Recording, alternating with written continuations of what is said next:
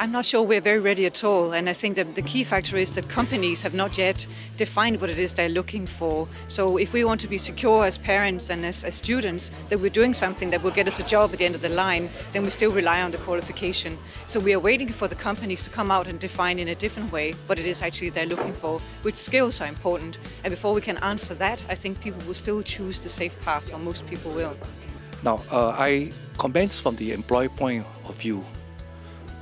Fortunately or unfortunately, in some ways in Singapore, employers still do look for qualifications as a starting point because there's so many good candidates out there in the market. So we have no choice, but everything else being equal, we look at the university that they're coming from, the grades and so forth. But that's only a starting point. Because after that, when the candidates join the organization, we throw away, we don't look at the qualifications anymore, we look at the performance. Okay? So as a starting point, I think it's still critical. I'm afraid the society doesn't change too quickly in this area. But after that, especially in the private sector, what matters is really the performance of the individual.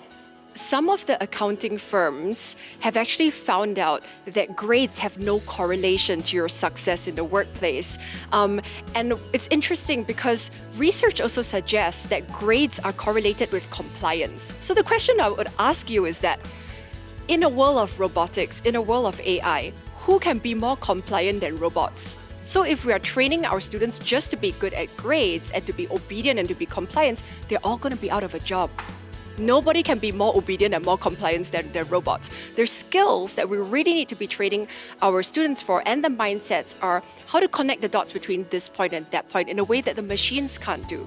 How to connect deeply with empathy in a way the machines can't do. So for instance, all these are the deep humanistic skills that employers are increasingly valuing. And there's universal consensus from employers that I've spoken to that yes, we are looking for soft skills, and soft skills are much more important than hard skills. So Google has just done Project Oxygen, where they found out that hard skills were the lowest ranked out of what made a successful Google employee.